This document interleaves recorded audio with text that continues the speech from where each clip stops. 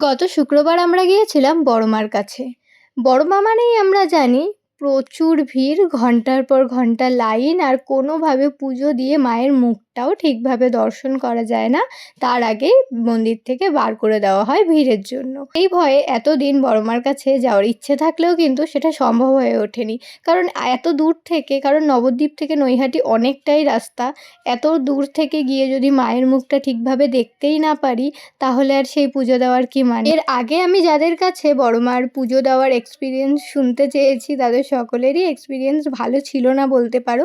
তারা সকলেই আমাকে জানায় তারা 2 ঘন্টা, কেউ 4 ঘন্টা, মাইলের পর মাইল নাকি তারা লাইন দিয়ে পুজো দিয়েছে এবং ভেতরে গিয়ে 2 মিনিট দাঁড়াতে অবধি পারেনি। সেই কারণে যাওয়ার ইচ্ছেটা থাকলেও না কোনোভাবে সেই ভয়ে আর আমরা যাইনি। তবে আমাদের এক পরিচিত কিছুদিন আগে যাওয়াতে আমাদেরকে জানায় এই শ্রাবণ মাসে মায়ের মন্দিরে যথেষ্ট ফাঁকা হচ্ছে, তো আমরা চাইলে এই মাসে গিয়ে পুজোটা দিয়ে আসতে পারি।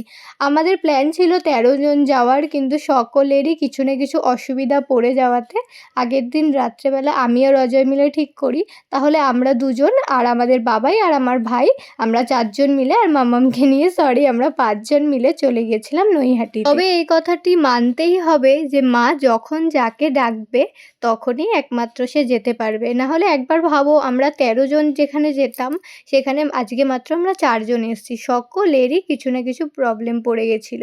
আর ওদের জন্য আমিও ভেবেছিলাম যে যাব না, ওদের যখন হবে আমরা তখনই যাব। কিন্তু যেহেতু মন্দির, মেয়েদের কিছু না কিছু প্রবলেম থাকেই, সবার একসাথে পসিবল হয় না। যেই কারণে আমি অজয়কে বললাম যে চলো আমরা যখন এখন যেতে পারছি বা হয়তো মা আমাদের ডেকেছে, তো আমাদের যাওয়া উচিত। তো সেই মতো আমরা আগের দিন রাত্রে 10টার সময় গাড়িকে ফোন, মানে গাড়ির যে গাড়িটা করে আমরা যেতাম সেই ড্রাইভার দাদাকে ফোন করি এবং তিনি জানায় যে গাড়ি বুক হয়ে গেছে। তো তারপর আমার কোথাও গিয়ে মনে হলো যে হয়তো আমাদের যাওয়াটা হবে না। কিন্তু ওই যে যখন মা ডাকবে তখন সবভাবেই, মানে পথ তোমাকে ঠিক দেখিয়েই দেবে। তারপর আমার বর আরেক জায়গায় ফোন করলো ওর একজন চেনা পরিচিতর কাছে। তো সে জানালো যে হ্যাঁ, গাড়ি হয়ে যাবে। আর আমরা সেই রাত্রি 11টার সময় ফাইনাল করলাম যে হ্যাঁ, কালকে আমরা বড়মার কাছে যাচ্ছি। যেমন ভাবনা তেমন কাজ। সেই রাত্রেবেলা আমরা সমস্ত কিছু ঠিকঠাক করে ঘুমিয়ে পড়ি এবং পরের দিন ভোরবেলা উঠে রেডি হয়ে বেরিয়ে পড়ি আমরা নৈহাটি আসার উদ্দেশ্যে। তো এর আগে যখন আমরা প্ল্যান করছিলাম যে আমরা সবাই আসবো, যে এই প্ল্যানটা আমাদের ক্যান্সেল হয়ে গেছিলো। তো সেই সময় আমি একটা শাড়ি কিনে রেখেছিলাম যে এই শাড়িটি পরে আমি বড়মার কাছে আসবো। তো সবার ফার্স্টেই তোমরা আমাকে দেখেছো। শাড়িটির কিন্তু দাম একদম কম, কিন্তু সত্যি লুকটা এত সুন্দর লাগছিল শাড়িটা পরার পর। খুব সুন্দর ছিল শাড়িটি। যাই হোক, তারপর এখন আমরা চলে এসেছি নৈহাটি। আর এখানে এই পাশেই যেহেতু ঘাট, অনেকে হচ্ছে মানত থাকে, মানসিক থাকে, তারা হচ্ছে দণ্ডি কেটে মায়ের কাছেও পুজো দেয়। এই ঘাটে স্নান করে তারপর মায়ের মন্দিরে যেতে হয়। যদিও আমি এগুলো ভিডিওতে দেখেছি, কারণ এর আগে তো আমরা কখনোই আসিনি, প্রথম এইবার আসলাম।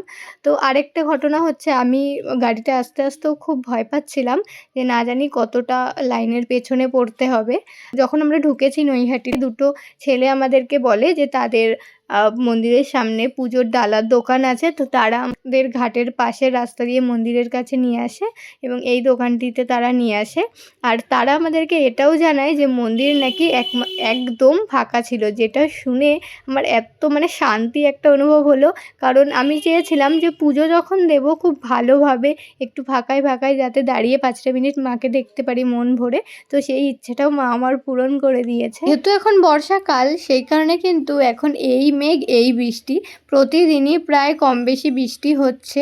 তাই আমরা যখন ঠিক করলাম আমরা নৈহাটি যাব, তখন আমরা ফার্স্টে নৈহাটির ওয়েদার রিপোর্ট চেক করি এবং ওয়েদার রিপোর্টে আমরা দেখতে পাই যে সকাল থেকেই মুষলধারে বৃষ্টি হবে।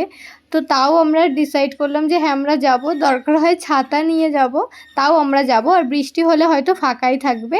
কিন্তু মায়ের আশীর্বাদে আমরা যে আসলাম, পুরো রাস্তার যদি তোমরা ভিডিওগুলো একটুখানি ভালো করে নোটিস করো তাহলে তোমরা দেখতে পাবে কোথাও কোথাও মেঘ ছিল, আবার এক একটা জায়গায় ওয়েদার এত সুন্দর ছিল, মানে না রোদের বিশাল তাপ আবার খুব মেঘ, এরকম নয়, খুব সুন্দর একটা ওয়েদারে আমরা পুজো দিয়েছি।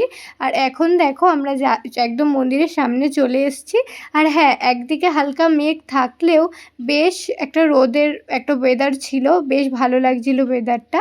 আর দেখো মন্দিরটা এতটাই ফাঁকা ছিল, মানে কোনো রকম কোনো লাইনই দিতে হয়নি, আমরা কিন্তু একদম মন্দিরের ভেতরে ঢুকে যাচ্ছি। মন্দিরের ভেতরে ঢোকা মাত্রই কিন্তু আমি বড়মার দর্শন পেলাম। আর বড়মার দর্শন পাওয়া মাত্র আমার মনটা এত এতটা ভালো হয়ে গেল, আমার এত ভালো লাগছিল, এত দিন থেকে অপেক্ষা করছিলাম বড় মার দর্শন পাওয়ার জন্য।